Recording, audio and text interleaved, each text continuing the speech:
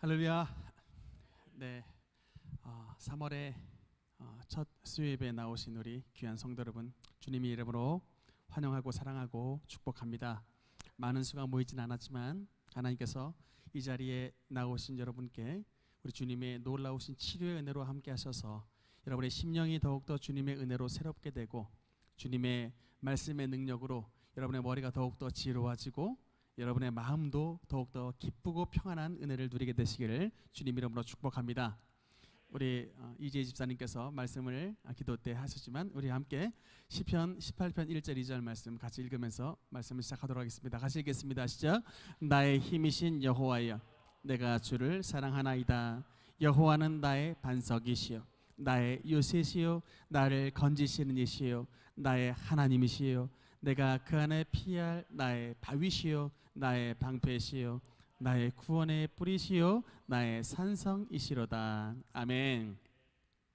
오늘은 고린도전서 11장 17절 말씀서부터 함께 말씀을 나누겠습니다. 고린도전서 11장 17절의 말씀 우리 같이 읽겠습니다. 시작. 내가 명하는 이 일에 너희를 칭찬하지 아니하나니 이는 너희의 모임이 유익이 못되고 도리어 해로움이라. 아멘. 고린도전서 11장 이제 후반부에는 고린도 교회에 있었던 어떤 특정한 모임의 문제에 대해서 사도 바울이 이제 지적을 하는 것으로 말씀을 시작합니다. 고린도전서 11장 그 앞 파트에서는 여자들이 머리에 수건을 쓰는 문제로 인해서 쓸 것이냐 안 쓸 것이냐의 문제로 말씀을 했다면, 이제 11장 후반부에는 고린도 교회의 특별한 모임, 특히 이제 식사 모임에 대한 문제로 사도 바울이 말씀을 전했습니다. 다음으로 한번 볼까요? 네, 여러분, 우리는 그냥 식사를 그냥 뭐 밥 먹는 정도로 의미를 둡니다. 참 그 외국에 가면은 우리 한국 사람과 그 외국 사람들의 식사 문화가 참 차이가 많다라는 것을 알 수 있습니다. 여러분, 옛날에 우리 어르신들이 이렇게 밥상에서 아이들이 말하면 밥상머리에서 조용하라고 항상 이렇게 말을 많이 했는데, 이건 이제 좀 동양권 문화가 좀 그렇고요.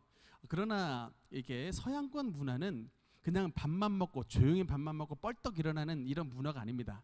이 식탁 문화는 그 가정의 자녀들의 교육이 이루어지는 현장이고, 또 이 식탁에서 서로 사랑하는 사람들끼리 사랑을 나누는 그런 이제 사랑의 자리입니다. 그래서 이걸 이름하여 헬라 지역에서는 에바노스라고 했었습니다. 이게 에바노스라는 단어가 헬라 지역에 있는 사람들이 식탁을 나누는 자리를 에바노스라고 했고, 특별히 이제 이 교회에서 모이는 식탁을 아가페 밀이라 해서 성도들의 애찬의 이게 식탁의 자리가 바로 아가페 밀이었습니다. 그러니까 그냥 우리는 동양권 문화는 그냥 빨리 모여가지고 빨리 밥 먹고 벌떡 일어나는 이제 이런 문화인 반면, 참 이 서양권의 문화들은 어떻게든 이 교회 성도들 간에도 식탁에서 사랑을 나누고, 이렇게 아가페라는 게 뭡니까 여러분? 이 사랑이라는 뜻이잖아요. 예, 그래서 주님의 사랑을 느끼는 식사, 그래서 아가페 밀 이런 의미인데, 어쨌든 이런 식사를 통해서 우리 성도들 간의 교제를 했던 것이 이제 초대교회 관습이었습니다. 근데 문제가 있었습니다. 말은 아가페 밀인데, 즉 주님의 사랑을 나누는 식탁인데, 이게 고린도 교회에서는 문제가 됐어요. 뭐라고 말하고 있냐면 20절 21절 두 절 우리 사도 바울의 메시지를 한번 읽겠습니다. 시작.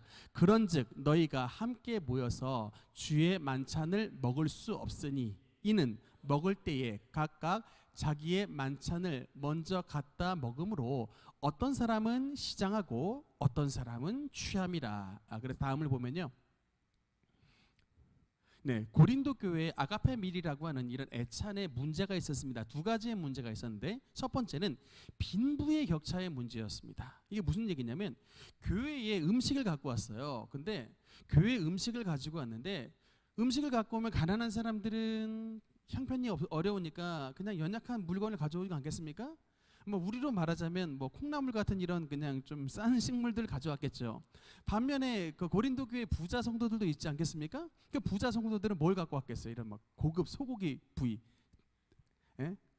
툭불을 네, 이런 고급 부위들을 갖고 와서 이제 교회에 갖고 왔는데, 문제는 콩나물을 가지고 오건 뭐 마블링이 있는 소고기를 갖고 오건 간에 교회에 갖고 왔으면 여러 성도들이 다 그냥 콩나물도 먹고 소고기도 먹고 같이 다 나눠 먹으면 좋은데, 이 갖고 온 사람들이 자기가 갖고 온 것을 먼저 먹어버리는 것이었습니다. 분명히 말하죠. 이는 먹을 때에 각각 자기의 만찬을 먼저 갖다 먹으므로 어떤 사람은 배고프고 어떤 사람은 그 갖고 온 걸 그냥 취해버리는 이런 문제가 생겨났던 것입니다. 여러분이 콩나물 갖고 왔는데 남이 갖고 온 소고기 덥석 집어 먹을 수 있습니까? 그렇게가 쉽지가 않잖아요. 예? 보통은 다 이게 얼굴 낯이 다 있기 때문에 그냥 자기 거 그냥 콩나물 갖고 온 사람은 맨날 그냥 교회 내에서도 콩나물을 먹고, 소고기 갖고 온 사람은 그냥 먼저 탁 내놓고 그냥 지가 막 고기 먹어버리니 이 교회 안에서 굉장히 먼저 빈부의 격차가 생겨나게 됐다. 두 번째는 어떤 사람은 시장하고 어떤 사람은 취하였다. 막 술도 갖고 와가지고요. 이제 아마 포도주였겠지만 막 그냥 먼저 막 먹어버리고 그냥 다 취해버리는 이런 경건성이 교회 내의 식탁에서도 잃어버리는 경건성의 상실에 이런 문제가 두 가지가 동시에 발생을 했기 때문에 사도 바울이 이 식사 문제를 말을 하지 않을 수 없었던 겁니다. 그러니까 이게 무슨 얘기냐면 이미 고린도 교회 내에 이런 아가페 미일, 즉 식사 이런 모임의 문제가 굉장히 교회의 어떤 문제로 크게 발생을 했다라는 것이죠. 여러분, 이게 먹는 문제가 보통의 문제가 아닙니다.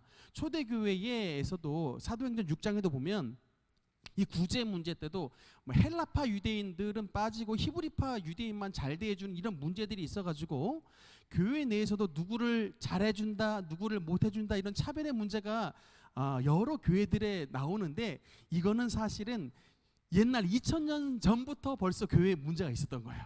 뭐 우리 능력교회나 우리 주변에 있는 교회만 문제가 아니라 이미 옛날 2000년 전에서부터 그런 문제가 있었는데, 그래서 바울이 책망을 하는 게 오늘 고린도 전서 11장의 후반부의 말씀입니다. 22절에 보면 너희가 먹고 마실 집이 없느냐, 너희가 하나님의 교회를 업신 여기고 빈궁한 자들을 부끄럽게 하느냐, 내가 너희에게 무슨 말을 하랴, 너희를 칭찬하랴 이것으로 칭찬하지 않노라. 역시 사도 바울이 이 부분에 대해서 책망을 하는데, 포인트는 뭐냐면 교회는 차별당하는 곳이 아니라 교회는 가난하든 또는 부자든 간에 주님 안에서 하나가 되는 곳이다 라는 것을 사도 바울이 강조하고 있는 것입니다. 바로 이 포인트예요. 여러분, 당연히 교회는 부자들도 올 수도 있고 교회는 여러분 가난한 사람들이 오실 수도 있습니다. 그러나 세상은 부자들은 더 잘 대해주고 가난한 사람들은 세상에서 이게 박대를 할 수가 있습니다만, 세상은 당연히 그렇겠죠. 그러나 교회는 반드시 바울이 말하기를 주님을 믿는 사람은 한 형제고 한 자매이기 때문에 교회는 차별이 아니라 주님 안에서 하나가 되는 곳이라고 강조하고 있는 것입니다. 그러니까 무엇을 가지고 왔든지 공평하게 다 나눠 먹는 것, 콩나물을 가지고 왔든 소고기를 가져왔든 간에 교회 안에 놨으면 이거는 누구 거예요? 주님의 것이라고 말하는 것입니다. 여러분, 바로 이 정신이에요.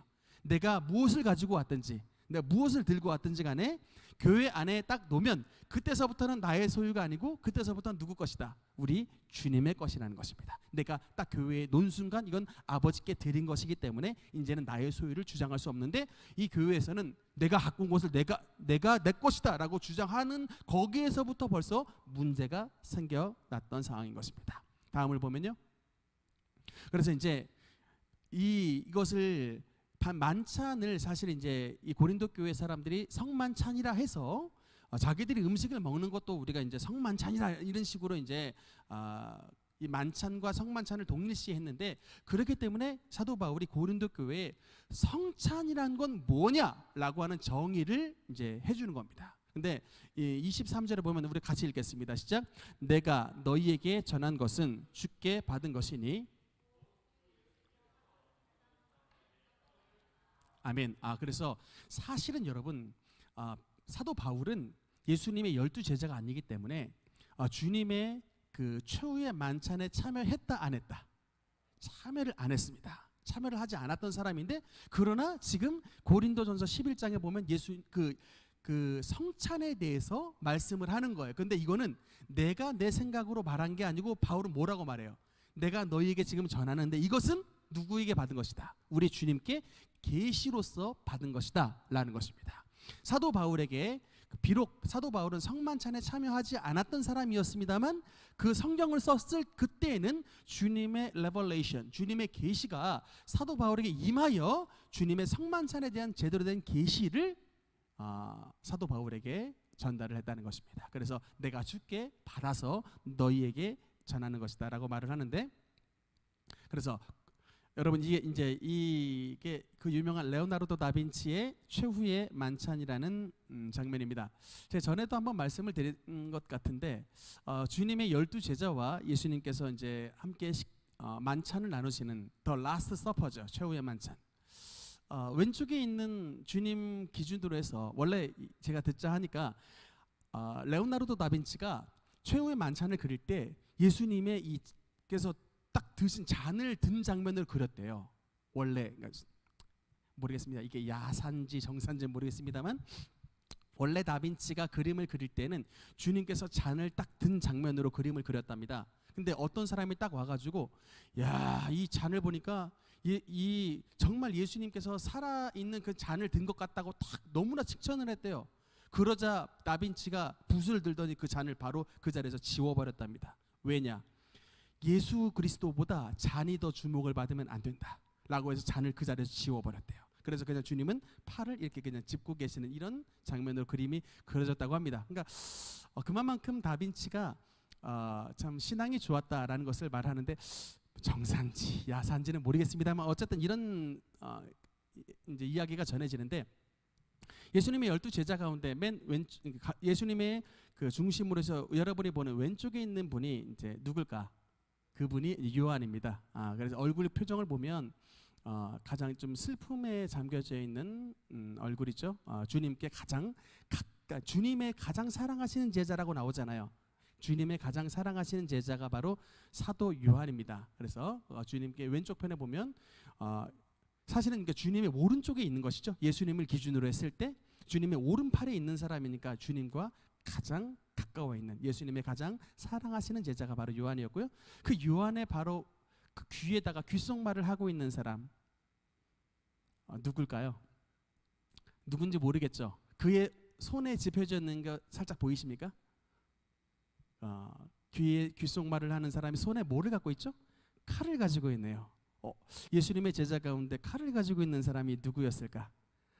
그렇죠. 말고라고 하는 종의 귀를 잘라버렸던 베드로입니다. 그래서 성경에 보면 그 사도 요한의 귀에다가 예수님을 팔자가 누군지 말하라, 귓속말을 하매라고 하는 말씀이 그 요한복음에 기록이 돼 있거든요. 그래서 그런 모티브를 가지고 다빈치가 그림을 그렸습니다. 그리고 그 사이에 있는 사람이 바로 가룟 유다예요. 그 오른손에 보면 조그마한 돈뭉치를 들고 있습니다.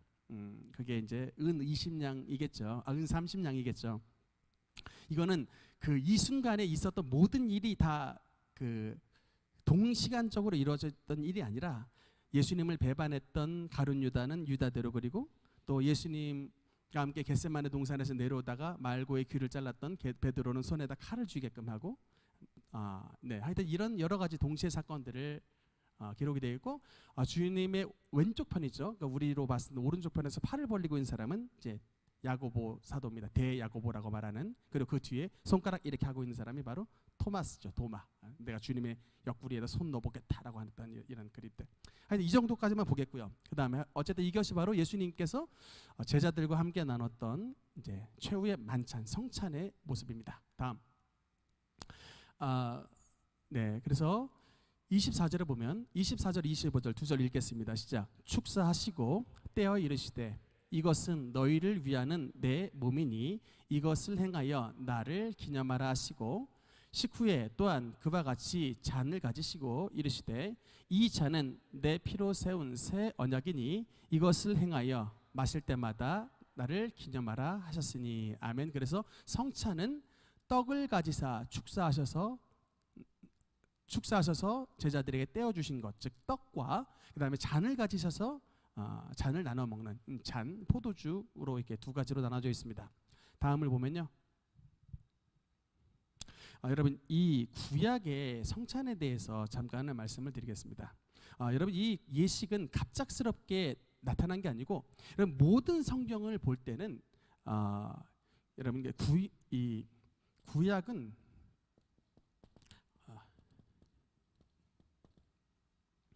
구약과 신약을 볼 때 여러분 이단들이 굉장히 성경을 맛깔없게 해석은 잘합니다만 이단들의 해석 보면 굉장히 큰 문제가 있습니다. 그래서 여러분 이제 성경을 지금 우리 이지혜 집사님 벌써 일독도 하시고 그랬는데 여러분께서 이 성경을 보실 때 항상 어떤 관점에서 보셔야 되면 성경을 보는 방법이 있어요. 그러니까 구약은 뭐냐면 컨텍스트입니다. 즉 배경으로 보셔야 돼요. 배경.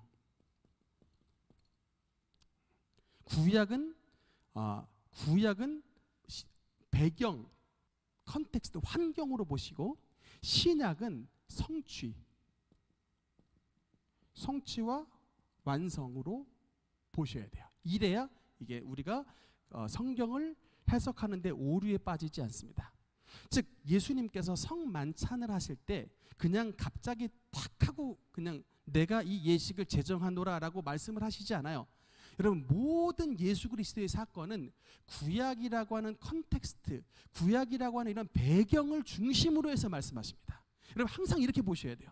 그러니까 예수 그리스도의 성만찬의 사건은 구약의 어떤 사건을 배경으로 해서 말씀을 하시는 거예요. 이렇게 해야 이게 여러분 이게 이해가 되는 것입니다. 그래서 구약에 성찬에 해당된 사건이 있는데 출애굽기 12장 7절 8절 말씀 우리 두 절 한번 읽겠습니다. 시작. 그 피를 양을 먹을 집 좌우 문설주와 임방에 바르고 그 밤에 그 고기를 불에 구워 무교병과 쓴 나물과 아울러 먹되 다음 12장 11절 읽겠습니다. 시작. 너희는 그것을 이렇게 먹을지니 허리에 띠를 띠고 발에 신을 신고 손에 지팡이를 잡고 그 피 먹으라. 이것이 여호와의 유월절이니라. 아멘. 그래서 이게 예수 그리스도의 그 성찬의 배경은 바로 무엇이다? 유월절이다. 유월절 예식이 바로 신약의 뭐가 됐다? 성찬식이 됐다는 거예요. 구약의 유월절이 신약의 뭐로 바뀌었다는 거예요? 성찬으로 바뀌었다는 겁니다. 여러분 이제 한번 보겠습니다. 구약의 유월절에는 어떤 사건이 일어났죠? 어린 양을 잡습니다. 어린 양을 잡아서 그 고기를 어떻게 해요? 고기는 굽는다. 구워 먹게끔 되어 있습니다. 그 다음에 피는 어떻게 해요? 피는 문설주에 바르게 되어 있습니다. 여러분 이 어린 양의 고기와 어린 양의 피를 가지고 절기를 지키는 것이 바로 구약의 유월절이었습니다. 이 절기를 예수님께서 그대로 가지고 옵니다.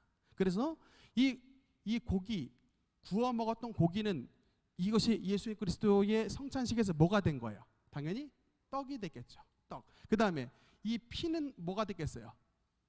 포도주. 이렇게 예식이 바뀌었던 것입니다. 여러분, 그러니까 이게 무슨 말이에요? 예수님께서 다음 장면.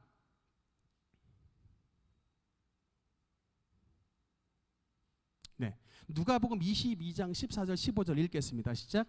때가 이르매 예수께서 사도들과 함께 앉으사 이르시되 내가 고난을 받기 전에 너희와 함께 이 유월절 먹기를 원하였노라. 아멘. 그러니까 예수님께서 지금 이 성찬식을 했던 이 라스트 서퍼 최후의 만찬의 시간이 어느 때라는 거예요? 유월절 때. 내가 너희와 함께 이 유월절 먹기를 원하였노라. 여러분 만약에 구약 시대에 예수님께서 이 절기가 됐다면 뭐를 드셨겠습니까? 당연히 이 어린 양의 고기를 먹었겠죠. 그 다음에 참고로 말씀드리면 이 유월절 예식에 세 가지 음식을 먹었습니다. 첫 번째는 어린 양의 자꾸 언닌 양이 쓰는 분이 있어요. 어린 양 고기를 먹고 두 번째 뭘 먹었을까요?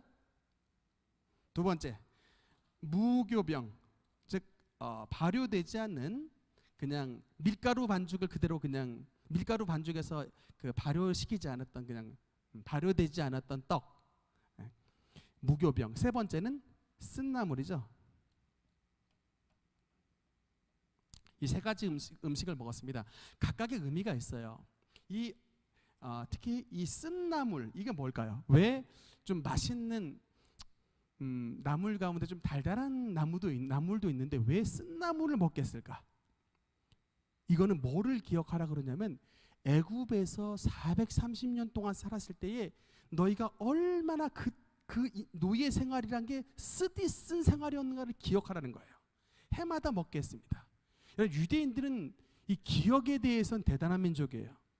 우리가 용서하자, 그러나 잊지는 말자. 히틀러한테 600만이 학살당했을 때 유대인의 슬로건이 그거 아닙니까? 용서하자, 그러나 잊지는 말자.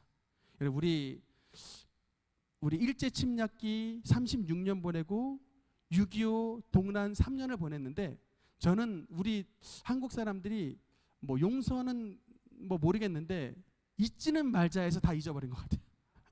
다 잊어버린 것 같아요. 여러분, 이게 문제입니다. 용서해 줘야 돼요. 근데 잊지를 말아야 돼. 왜 우리가 일제치하에 36년 동안 저들의 군합발에 밟힐 수밖에 없었나를 우리가 잊지 말아야 돼요. 또 왜 우리가 저 인민군의 군합발에 또 3년이나 밟혔는지를 잊지를 말아야 되는 거야.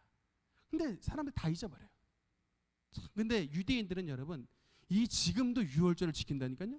그러니까 무려 몇 년 동안, 3,500년 동안 그 당했던 사건을, 물론 유대인들도 나쁜 짓 많이 하고 또 잊어버리기도 하고 참 많이 혼났잖아요. 우리가 그게 성경에 다 쓰여 있잖아요. 그 역사적인 많은 아픔을 겪어서 결국은 잊지 않는 민족이 되고 결국 가장 지혜로운 민족이 됐는데, 어쨌든 이 애굽의 쓰디쓴 430년 동안의 노예 생활을 쓴 나물을 먹음으로 우리가 절대 잊지 말아야 된다는 거예요.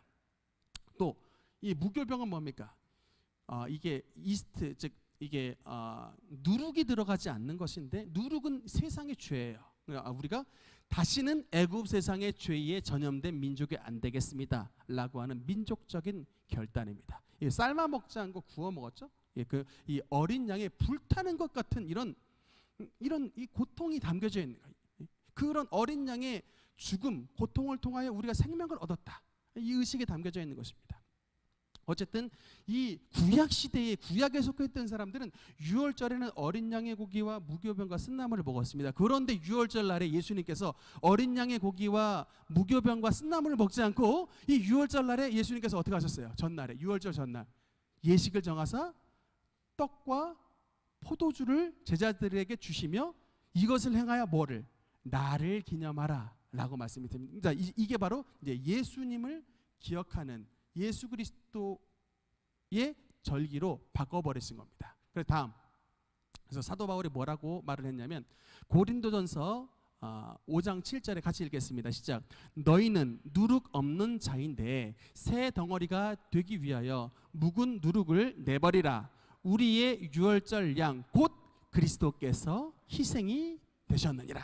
그리스도께서 희생되셨느니라. 즉 구약의 이 사건, 유월절 사건은 뭐라는 거예요? 이게 실체가 아니고 이거는 컨텍스트, 이거는 그림자 사건이에요. 유월절. 이거는 물론 이 사건은 실제 일어났던 일입니다. 그러나 이 예식을 통하여 성경에서 보이는 실체, 완성이 뭐예요? 어린 양은 그림자, 실체고 진짜 완성이 뭐냐고요? 완성은 바로 예수 그리스도라는 것입니다. 예수 그리스도. 즉 구약의 유월절은 이제 온 인류에게 은혜를 베푸시기 위한 하나의 그림자 사건이고, 그러나 이 약속이 언제 성취되었느냐? 바로 우리의 유월절 어린 양 그리스도 예수께서 십자가에 달려 돌아가심으로 말미암아 온 인류에게 주님의 생명의 은혜를 전달이 되게 됐다. 이것이 성취라고 하는 것이죠. 그다음, 그래서 성찬은 이제 두 가지 의미로 볼 수 있습니다. 떡은 예수 그리스도의 육체, 구약으로 말하면 이제 어린 양 고기라는 것이죠. 요한복음 6장 51절 읽겠습니다. 시작. 나는 하늘에서 내려온 살아있는 떡이니 사람이 이 떡을 먹으면 영생하리라. 내가 줄 떡은 곧 세상의 생명을 위한 내 살이니라. 아멘. 이게 주님께서 오병이어의 기적을 일으키셨을 때 그 광야에서 하신 말씀이에요. 베세다 들녘에서 오병이어의 기적을 맛본 백성들에게 너희가 이것으로 만족하지 말고 진짜 하늘에서 내려온 산떡을 바라보라라고 말씀합니다. 그럼 하늘에서 내려온 산떡이 누구십니까? 했을 때 예수님께서 이 말씀을 하신 거예요.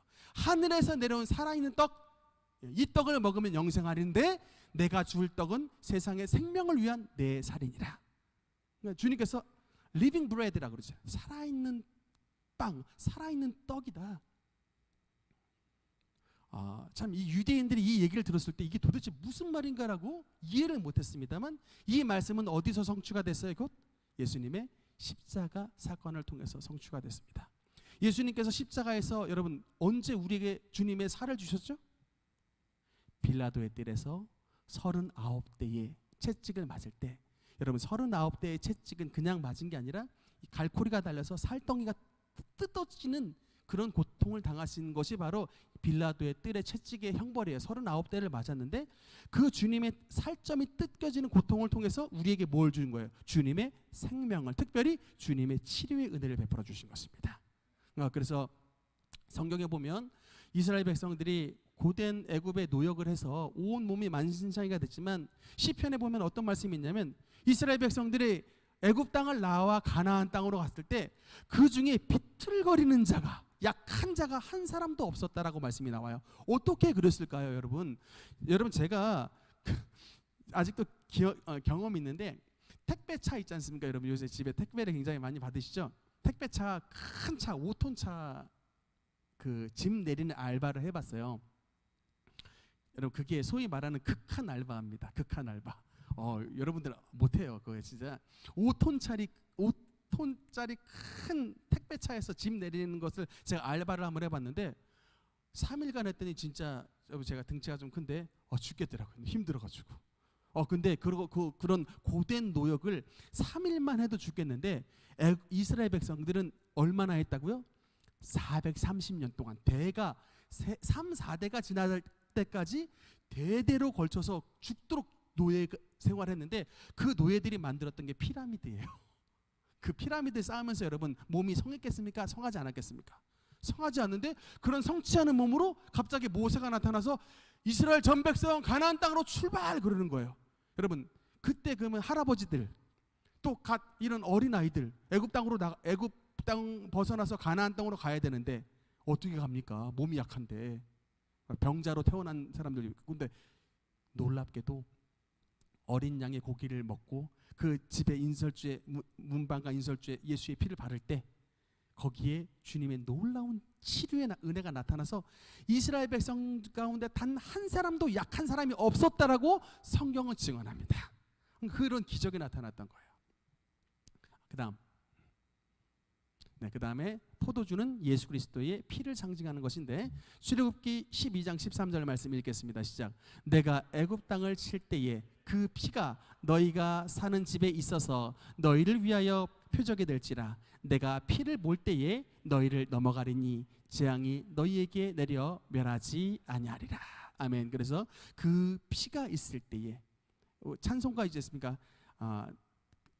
내가 그 피를 유월절 어린 양 피를 볼 때에 내가 너를 넘어서 가리라. 패스 오버 유월절인데 그래서 그 다음에 보면요. 잠깐 그 전에 그래서 이 어린 양의 피를 통하여 어떤 역사가 나타나면 그 집안에 악과 모든 사망과 재앙의 역사가 집안에 임하지 아니하고 그 모든 것들이 도망가고 넘어간다라는 것입니다. 즉 하나님께서 허락하신 그 애굽 땅의 모든 장자들을 죽이는 죽음의 사자가 각 집안에 돌아왔을 때 애굽의 바로의 집부터 해가지고 애굽 땅에 살았던 모든 종의 집까지 그 죽음의 사자가 다 들어갔어요. 죽음의 사자가 다 들어가서 그 집안의 장자들은 다 죽인 거야. 첫째 아들들 다 죽였는데 그러나 같은 애굽에 살아도 고센 땅에는 어린 양의 피가 있으니까 그 피가 있는 곳에 뭐가 못 들어갔다고요? 죽음의 사자가 못 들어가고 넘어갔다. 그래서 유월절이에요. 패스오버. 이게 뜻하는 바가 뭡니까? 어린 양의 피가 있는 곳에는 절대 악의 세력이 들어갈 수 없다는 것을 말씀하는 겁니다. 어린 양의 피가 있는 곳에 사망이 도망가고 어린 양의 피가 있는 곳에 생명의 역사가 나타난다는 것입니다. 그래서 포도주는 어린 양의 피는 곧 생명이에요. 생명을 상징하고 그 다음에 어린 양의 떡은 특별히 그것은 우리 인간에게 건강을 주시는, 건강과 힘을 상징하는 것입니다. 뭐 따로 분리할 수 없지만 어쨌든 우리에게 생명과 건강과 힘을 주시는 것이 바로 어린 양의 그 피와 어린 양의 살을 통하여 그런 역사를 우리에게 허락해 주시는 것입니다. 근데 이제 다음으로 보면요. 근데 문제가 있습니다, 여러분. 이제 성찬에 대한 논쟁이 많습니다. 이거 잠깐만 좀 살펴볼게요.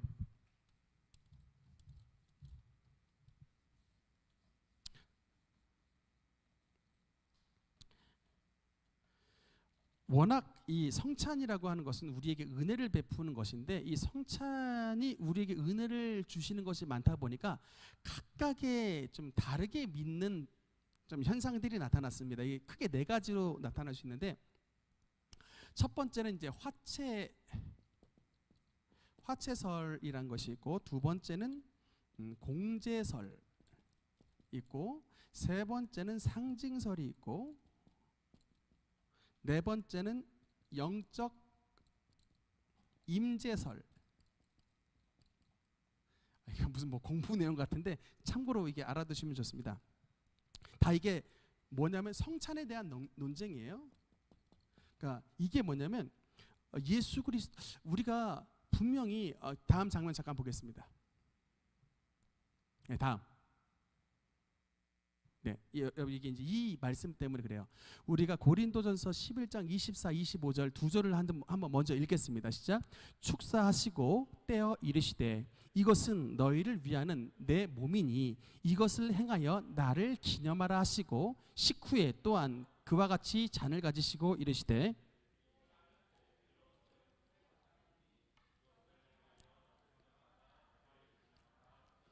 아멘. 여러분 이게 이제 짧은 두 절의 말씀인데 우리가 과연 어디에 포인트를 두느냐에 따라 이 각각의 성찬에 이런 네 가지 학설이 나옵니다. 사실 이건 법 시간에 이런 거 많이 하거든요. 뭐 제가 대학 다닐 때 뭐 다수설, 사람의 출생에 관해서도 어느 때에 사람의 출생시로 볼 것이냐, 뭐 머리가 나올 때, 몸의 일부가 나올 때, 전부가 나올 때, 이거 각각의 출생 시점 아니면 하여튼 어느 때를 생명으로 보느냐, 이게 학설로 다 나눠졌거든요. 우리가 그냥 뭐 태어났으면 그냥 났다고 하지만 법은 항상 뭔가 애매하기 때문에 이게 어느 때를 탄생의 시점으로 보느냐, 이게 학설이 나뉘어요. 우리 이 성찬도 이 예수님의 우리에게 은혜를 주신 성찬은 귀한데 성찬의 진정한 의미가 뭐냐를 따라서 각각의 내용이 달라지는데, 포인트로 본 것이 있습니다. 이게 내 몸, 이것을 진짜 예수 그리스도의 이것은 내 몸이니라고 말씀했어요. 그러니까 이게 내 몸에 강조를 둔 학설이 있고, 또 이것을 행하여 기념하라라고 하는 것을 이 기념의 학설을 둔 것이 있고, 여기를 또 중간을 좀 다리를 놓은 학설들이 있습니다. 그래서 간단하게 하면서 소개를 할게요. 이 화채설은 그 구교 캐톨릭의 성찬 이제 그 성찬의 정신입니다. 이 화채설이란 건 뭐냐면, 그러니까 이제 신부님께서 이제 캐톨릭 성도들한테 그 이제 빵과 또 포도주를 나눠 줬을 때 이것을 이제 그 성도들이 먹지 않습니까? 그것을 근데 이 화채설은 뭐냐면 성도들이 그 빵과 그 포도주를 먹는 순간 그 빵과 포도주가 주님의 몸으로 화한다, 변한다. 그게 바로 화채설입니다. 그 순간 변한다. 그래서 이게 진짜 주님의 몸으로 변합니다 라고 가르치는 이제 학설이 바로 화채설이에요. 왜냐하면 여기서 분명히 말씀하기를 이것은 내 몸이니 라고 말씀했으니까 이건 예수님의 몸으로 변한다 라고 하는 것은 당대의 관점으로 봤을 땐 그렇게 무리한 학설은 아니에요. 그러나 화채설의 이제 결정적인 문제는 뭐냐면, 이것이 예수 그리스도의 몸으로 변한다고 하는 것 때문에 성도들이 그냥 이것만 먹으면 나는 그냥 구원받는 거야. 그래서 여러분 캐톨릭의 모든 예배의 중심은 성찬입니다. 이게 프리칭보다 이게 가장 중요한 예식이에요. 무조건 이건 먹어야 돼. 왜냐하면 예수님의 몸과 예수님의 피가 나에게 지금 들어오는데 이거 안 먹으면 주님의 생명과 끊어지는 거예요. 그래서 이게 모든 성찬이 예배의 중심이 되고, 이것을 먹으면 그냥 나는 구원받는다. 약간 그래서 미신 쪽으로 흐를 수 있는 가능성이 좀 열려있는 학설이 바로 이런 화채설이에요. 이제 종교개혁이 여러분 뭡니까? 이런 이제 캐톨릭에서 분리되어 나온 게 프로테스탄트 개신교죠. 그래서 이 개신교는 특별히 이 상징설은 아주 캐톨릭의 것과 완전히 반대로 줄 서는 거야. 이건 특히 누구의 학설이냐면 찌빙글리 들어보셨습니까? 그래서 가뜩이나 못 쓰는 글씨가 더 못 쓰네. 찌빙글리의 학설이에요. 그러니까 이건 뭐냐면 기념하라의 포인트를 둔 겁니다. 기념설, 기념의 포인트를. 이거는 변하는 게 아니고 뭐 예수님의 몸으로 변하는 게 아니고 이거는 그냥 단지 예수 그리스도의 십자가를 기념하는 하나의 상징물입니다 라고 이렇게 좀 큰 소리를 쳤던 학설이 바로 이제 상징설이에요. 상징설에 여러분 그러나 결정적인 문제가 있습니다. 문제가 뭐냐면 너무 이것이 그냥 일종의 의식화되기 때문에 여기에 대한 주님의 은혜에 목마르질 않아요. 그러니까 어떤 화채설에 뭔가 미신적으로 다가가는 것도 좀 문제지만 반대로 너무 의식적으로 돼서 이거는 뭐 우리에게 하나도 은혜 못 받고 그냥 단지 뭐 그냥 예수 그리스도의 고난에 대한 상징입니다 이렇게만 가르치니까 의식을 나누는데 메말라요. 이게 뭔가 감격이 없어. 진짜 뭔가 좀 경건한 마음들이 없어요. 실제 그렇습니다. 이런 상징설을 주장하는 그런 학파들은 실제 그 의식을 보면 뭔가 경건하고 주님의 몸과 주님의 피를 대하는 뭔가의 경건성이 떨어지고 그냥 일종의 의식일 뿐이야. 뭐 말하자면 교장 선생님 훈화할 때 감격 없는 것 같은 그냥 말하자면 그냥 맨날 이렇게 그렇게 좀 무의미하게 지나가게 되는 것 그게 바로 이제 상징설인데 여기에 대한 중간자적 입장이 있습니다. 공제설, 이 제가 임제, 이 공제설이 이 제자가 임제할 때 제자예요. 그래서 이 공제설은 누가 주장했냐면 루터가 주장했던 바입니다. 루터. 그래서 뭐라고 주장하냐면 물론 빵과 포도주가 있는데 이거는 그냥 일종의 물질이지 이게 뭐 주님의 살과 피는 아니다. 그러나 예수님의 진짜 주님께서 이 빵과 포도주 밑에 아래에 주님께서 오신다. 그러고 그렇게 가르쳤던 거예요. 그래서 공제 동시에 임재하신다라고 말을 했던 게 바로 이제 루터의 주장입니다. 공제설. 약간 캐톨릭 주장과 좀 이게 가까운 것인데 이 공제설에 반대했던 사람이 바로 이제 찌빙글리여서 그래서 상징설이 그때 나왔던 것이고 여기 이제 중간자적 입장을 취했던 영적 임재설이 누구의 주장이냐면 우리 이제 장로교의 그 대부이신 칼빈 선생님께서 주장하셨던 건데 뭐라고 주장한 거냐면 이게 영적 임재설이란 건 뭐냐면 예수 그리스도의 살과 피가 되는 은혜는 우리가 떡과 포도주를 먹을 때 성령께서 우리에게 임재해 주셔서 성령께서 예수님으로 우리에게 찾아와 주셔서 주님의 살과 피가 된 은혜를 우리 영적으로 공급해 주신다 라는 의미예요. 여러분 약간 차이를 아시겠습니까? 이게 물질적인 얘기가 아니라 우리가 그 떡과 포도주를 먹을 때 성령께서 우리의 심령 가운데 오셔서 주님의 살과 피의 은혜를 허락해 주신다 라고 가르치시는 것이 영적 임재설인데 우리는 1, 2, 3, 4번 가운데 어디에 서 있을까요? 우리는 우리 이제 장로교는 영적 임재설에 서 있습니다. 그래서 우리가 이 떡과 포도주를 마실 때 성령께서 우리에게 직접 주님의 살과 피의 은혜를 주님의 생명과 주님의 건강과 주님의 힘의 은혜를 우리에게 성령께서 부어주신다 라고 하는 것입니다. 근데 사실상 여러분 제가 성찬을 진행해 보면요 우리는 사실상 여기 라인을 믿고 있지만 실질적으로는 제가 봤던 바에 의하면 거의 여기에 가까워요.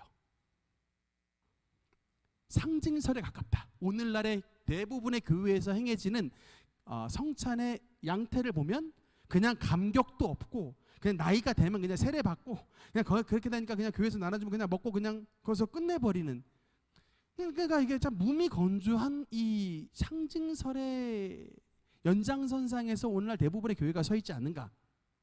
여러분 근데 한 가지 제가 간증 말씀을 드리면요 여의도 순복음교회는 성찬을 한 달에 한 번씩 하는 교회입니다. 순복음교회는 성찬을 많이 해요.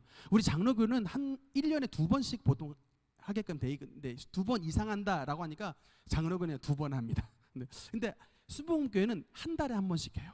근데 이제 워낙에 이제 조용기 목사님께서 그 당시에도 참 이 성찬에 대해서 강조를 많이 하셨는데 하여튼 막 이 예수 그리스도의 살과 피가 우리에게 진짜 생명을 주신다. 진짜 이게 생명입니다. 막 가르치셨는데 그것을 그날따라 굉장히 어떤 성도님이 은혜를 받으셨나 봐요. 그래가지고 목사님께 찾아오셨답니다. 성찬 끝나면 보통 이거 안 들고 가잖아요.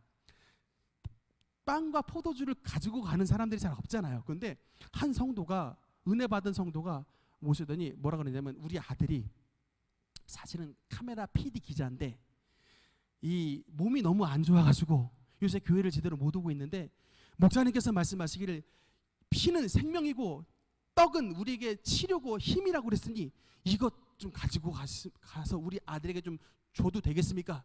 이거 우리 아들 이거 먹고 예수님의 살과 피의 은혜를 좀 잊고 싶습니다 해가지고 그걸 가지고 가셨대요. 카메라 기자가 그걸 먹었는데 그것을 우리가 보통 카스테라나 조그만 포도주 먹으면 그게 뭔 영향이 되겠습니까마는 그건 먹고 그날 바로 일어나서 바로 그날에 치료받아가지고 다음날 바로 방송국 나가서 그 무거운 카메라를 드는 놀라운 치료 은혜를 누려놓으라고 간증하는 것을 제가 직접 들었습니다. 그러니까 여러분 제가 말씀드리고 싶은 게 뭐냐면 그러니까 오늘날 너무 많은 사람들이 막 좀 의식을 막 미신하다 보니까 이게 너무 그냥 제껴버리는 이런 안타까운 경향들이 있어요. 여러분 진짜 이 임재의 은혜를 누리려면요 그것을 예수님의 살과 피를 받는다는 경건한 신앙의 마음을 가지고 그거 대하면 그 가운데 하나님께서 은혜 베푸신다니까요. 여러분 이게 절대 미신이 아닙니다. 이거를 그냥 하나의 의식화해가지고 이거 받을 때에 아예 은혜를 못 받는 것보다 이게 진짜 예수님의 살과 피다라고 이것을 말하잖아요. 내 몸이니 내 살이니 말하잖아요. 이것을 예수님의 살과 피를 받는 이런 진짜 마음으로 여러분 대하면 그곳에 주님의 치료의 은혜와 건강의 은혜를 허락해 주시는 것입니다. 여러분 그래서 성찬을 대할 때 제가 진짜 하나님 꿈꿨다니까요. 하루는 우리가 전에 여러분 우리 성찬 기구가 그냥 약간 은색 기구였어요. 근데 하나님께서 금잔을 보여주시더라고요. 금잔, 성찬 금잔. 그러면서 성찬을 좀 자주 하라라는 응답을 주셨어요. 그래서 제가 이제 그 응답 받고서 바로 금잔 구입했고요. 여전도에서도 좀 지원해 주셨는데 금잔 구입했고 바로 진행을 하려고 했으나 또 이 코로나가 발목을 잡아서 이게 여러분 입을 열면 안 되니까 마스크 벗고 열면 안 되니까 못 하고 있습니다만 어쨌든 제가 응답을 받아서 이제 언젠가 이게 우리가 이제 이 교회에서 뭔가 먹을 수 있는 날이 되면 이것을 시행하려고 하는데 그때가 되면 여러분 포도주를 마실 땐 예수님의 피를 먹는 마음으로 떡을 먹을 때는 예수 그리스도의 살을 우리의 몸에 넣는 마음으로 경건하고 감사하고 주님의 감격의 은혜를 가지고 그 성찬을 대하면 예수 그리스도의 살과 피의 생명과 힘의 은혜를 여러분에게 허락하여 주실 것입니다. 이제 결론의 말씀을 보겠습니다. 그래서 여러분 특히 어떤 말씀이 있냐면 27절에 보면 그러므로 누구든지 주의 떡이나 잔을 합당하지 않게 먹고 마시는 자는 주의 몸과 피에 대하여 죄를 짓는 것이니라. 그러니까 성찬은 여러분 그냥 식사가 아니에요. 여러분 솔직히 여러분 밥상에서 어떤 거 내가 먹고 싶은 거 먹을 수 있고 먹기 싫은 거 안 먹을 수 있습니다. 이거는 아무런 문제가 아니에요. 그러나 성찬은 주님의 식탁입니다. 주의 식탁이기 때문에 이것을 합당하지 않게 먹으면 성경은 말하기를 죄를 짓는 것이라고 써 있어요. 다음으로 보면요. 형벌이 써 있습니다. 여러분 이거 혹시 성찬에 형벌이 있는 거 아세요? 여러분 이게 제가 써놓은 말이 아니고 사도 바울이 성령의 감동 즉 예수 그리스도의 가르치심을 받았었는데 29절 30절 읽겠습니다. 시작. 주의 몸을 분별하지 못하고 먹고 마시는 자는 자기의 죄를 먹고 마시는 것이니라. 그러므로 너희 중에 약한 자와 병든 자가 많고 잠자는 자도 적지 아니하니. 여러분 성찬은 아까 말씀드렸죠? 성찬은 주님의 생명과 주님의 치료를 주시는 예식입니다. 그런데 이것을 아주 무의미하고 마치 고린도 교회 성도들처럼 완전히 그냥 그가 자기 파티 버리고 차별하면서 자기의 그냥 육적인 욕구를 취하는 그런 자리가 되면 하나님의 형벌이 임하는데 자기의 죄를 먹고 마시는 것이기 때문에 세 가지의 말씀이 써 있습니다. 몸이 어떻게 된다? 그러니까 성찬은 우리에게 생명을 주시고 우리에게 건강을 주시는 것인데 성찬을 아주 무시하고 성찬을 경건하게 치르지 않는 자는 첫째 약하게 된다라는 거예요. 둘째 어떻게 된다? 몸이 병이 된다는 겁니다. 심지어 세 번째는 잠잔다. 여러분 이게 그냥 슬립의 의미가 아니에요. 이게 뭡니까? 죽는다라는 얘기예요. 죽는다. 성경에서 예수 그리스도를 믿는 사람들이 죽은 자리를 잠잔다라고 표현하는데 비록 성도지만 잠자는 자도 적지 않다라는 거 말을 했어요. 그러니까 고린도 교회 성도들이 왜 이렇게 갑자기 막 일찍 죽어나가는가를 봤더니 그 가운데 이런 성찬을 거룩하게 지키지 않음으로 말미암아 너희 중에 약한 자와 병든 자가 많고 잠자는 자도 적지 아니했다라고 말하죠. 그러니까 여러분 교회에서 항상 서목사가 성찬을 진행할 때 뭐를 말하냐면 혹시 여러분 가운데 성찬 나누기 전에 은밀한 죄 지었던 분 성찬 참여하지 마세요라고 말합니다. 그러니까 여러분 제가 여러분이 은밀한 죄 지은지 안 지는지 어떻게 알아요? 근데 그 근거 구조는 바로 이 구절입니다. 그러므로 너희 중에 약한 자와 병든 자가 많고 잠자는 자도 적지 않다. 그러니까는 그것 불경건하게 참여해서 이런 약한 자, 병든 자, 잠자는 자 되기 전에 차라리 회개하고 참여하지 않는 게 더 낫다. 그러니까 참 그래서 어떤 분들은 우리가 사실 어떤 기준으로 그러면 성찬에 참여해야 될까 참 애매하긴 한데 어쨌든 이게 마음속에 도무지 나는 성찬에 참여할 수 없습니다라고 성령께서 양심의 가책을 주시면 참여하지 말아야 되는 거예요. 어쨌든 이런 좀 너무나도 불경건하게 성찬에 참여했기 때문에 이런 사람들이 고린도 교회에 많았다. 이런 형벌인데 다음 잠깐 보면요. 물론 그렇게 해서 죽었다고 해서 지옥 가는 건 아닙니다. 왜냐하면 그 11장 32절에 보면 이런 말씀이 있습니다. 우리가 판단을 받는 것은 주께 징계를 받는 것이니 이는 우리로 세상과 함께 정죄를 받지 않게 하려 하심이라. 그러니까 잠자는 자라고 썼던 건 비록 판단을 받고 주님 앞에 징계를 받는 것이지만 그것 때문에 지옥불까지 들어가는 형벌을 받는 건 아니지만 그러나 그거는 분명히 말하기를 칭찬은 아니고 뭐예요? 징계고 판단이고 심판이다. 그러니까 여러분 우리가 지혜 있는 성도라면 어떻게 해야 되는 거예요? 우리가 성찬에 참여할 때 적어도 우리가 그래서 공고를 할 때 2주 전에 광고를 냅니다. 이번에 2주 후에는 성찬식이 있으니 여러분 준비하세요라고 광고하는 건 여러분 2주 동안은 최소한 하나님 앞에 이 주님의 살과 피에 참여하는 경건의 생활을 하시라고 미리 이렇게 어나운스 해드리는 거예요. 미리 광고를 하는 겁니다. 절대로 여러분 하나님의 말씀은 거짓말하지 않는다. 성찬을 경건하게 참여하면 주님의 치료와 주님의 생명을 받지만 성찬을 참여하는데도 이 고린도 교회 성도들처럼 완전히 난잡하고 술 취하고 방탕하고 이렇게 죄 짓는 가운데 아무 의미 없이 무의미하게 참여했다간 약하고 병들고 잠자게 되는 그런 형벌을 누리니 어떤 자가 되어야 될 것이냐는 것이 바로 성경의 말씀인 것입니다. 그래서 맨 마지막 하나 더 넘어가면요. 성찬의 유익에 대해서 결론적으로 첫 번째는 예수 그리스도의 보혈로 말미암아 우리의 죄가 씻어진다. 그 다음에 예수 그리스도의 살을 나눠주시는 그 채찍에 맞으심으로 우리의 병든 육체가 치료함을 받는다. 그 다음에 이 유월절 어린 양의 피를 바른 곳에 모든 죽음의 사자가 넘어갔던 것처럼 예수 그리스도의 보혈을 항상 의지하고 예수의 피를 잡는 심령들 가운데 악한 자가 침투하지 못하고 악한 자가 도망을 가고 뛰어넘어가는 이런 악한 자로부터 보호함을 받는 은혜를 누리게 된다. 그 다음에 그 예수 그리스도의 피와 살을 통하여 하나님의 생명과 연합이 되어 결국 그 성찬을 받는 심령들은 하나님 앞에 온전히 살아가면 부활과 영생과 천국의 은혜를 누리게 된다라고 하는 것입니다. 그래서 하나님의 성만찬을 경건하게 참여하심으로 주님께서 우리에게 주시는 그런 은혜를 누리게 되시되 하나님은 영이시니 예배하는 자가 영과 진리로 예배할지니라. 주님 앞에 성찬을 받을 때 우리의 신령과 진정으로 주님 앞에 영과 진리로 예배하여 하나님 앞에 성만찬의 은혜를 누리시는 복된 성도들 되시기를 주님 이름으로 축원합니다. 기도하시겠습니다.